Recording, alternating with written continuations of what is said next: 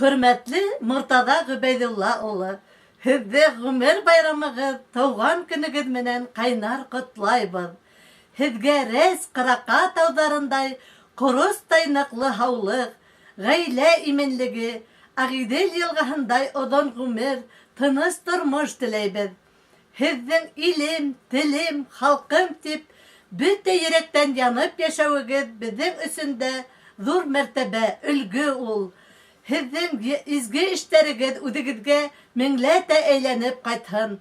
Allah'a Teala hizge yen tınıslığı, şatlı kıvanıslı gümür keserip, odon odak yaşarga nasip etin.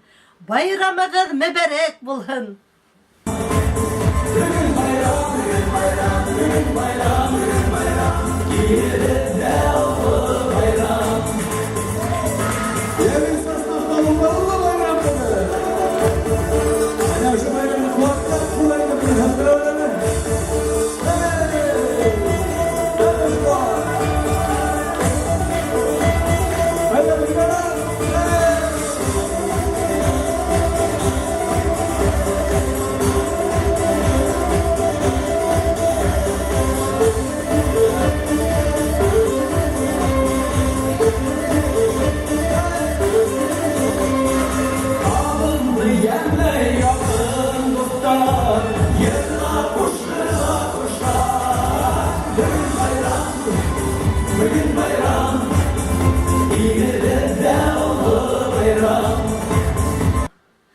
Murtaza Rahimov'tan doğan günü.